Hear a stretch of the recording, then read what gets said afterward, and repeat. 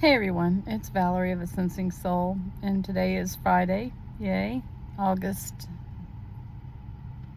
7th, 2026. I hope you're doing good. Today is the day before the 8/8 Lionsgate portal, which is supposed to be one of the strongest times of the year to manifest your desires.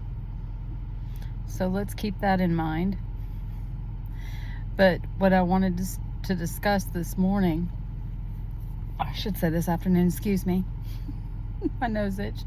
What I was going to discuss this afternoon was my near-death like experience. And the reason I call it a near-death like experience instead of just a near-death experience is the fact that I was disconnected from all machinery that night. I don't know if I had an IV of fluids or not. I can't really remember. It's been over 10 years now.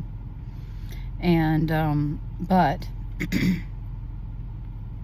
I had a surgery that was a gallbladder surgery, and it was done rather in emergency style. And as it later turned out, my surgeon was a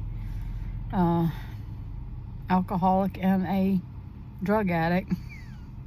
He was 3 hours late to my surgery, and after the surgery I was in the hospital for 5 or so days, and then I was sent home to fully recover. And I kept having symptoms of gallbladder still, so I went back to the hospital. They do diagnostics, pain management. I'd be there 5 days. They'd send me back home for another 5 days. I'd have another attack. I'd be back at the hospital. And this went on for some time. The last time that I went to the hospital where I had had the surgery done, one night, or one morning, middle of the night, wee hours of the morning, I woke up with tears streaming down my face, having felt like I had seen myself through the eyes of God.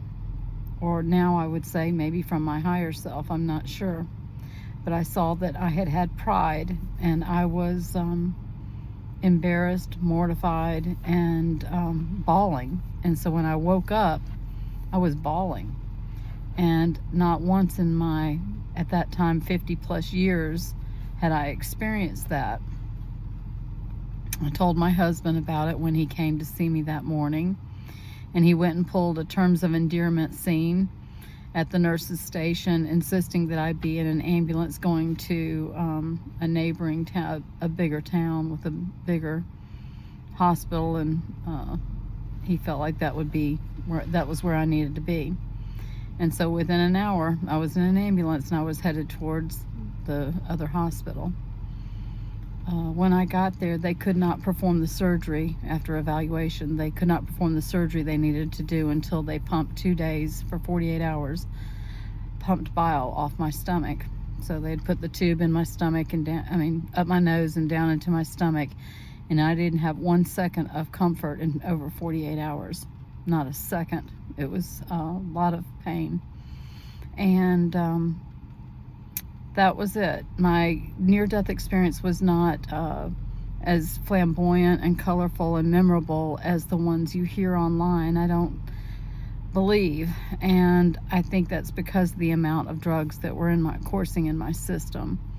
I found myself really kind of in a black void, and when I came to, there were things that had changed about me drastically. I got home the last time, for the surgery, and when they did do the surgery, they had to put a stent in, which meant 6 weeks later I had to undergo the anesthesia again and all of that and be put under. And so I was put under three times, I think, in about a month and a half. Anywho, what transpired was that I changed so radically that my husband didn't recognize me. He was very confused. My children didn't understand me anymore. I was talking about energy and feeling energy and all kinds of just stuff that was coming to me, that things I had never thought of, looked at, prepared for. And so anyway, I changed radically, and it took a couple of years for my girls and my husband to adjust, and for me to adjust. They wanted to know what was going on, and I didn't even know how to explain it to them. But I was having a near-death-like experience. I was very altruistic. I was non-materialistic and wanted to get rid of all my things. And I started seeing repeating numbers regularly. For months, it was 111 and 1111, and that went on for several months. And I documented all this because I thought I was losing my mind. Anyway, that's the near-death-like experience. Not very colorful, but it's my experience, and it was remarkable. I wouldn't change it for anything because it's made me who I am today, and I'm very glad about it. Y'all have a blessed day. Take care, and I'll talk to you soon. Bye.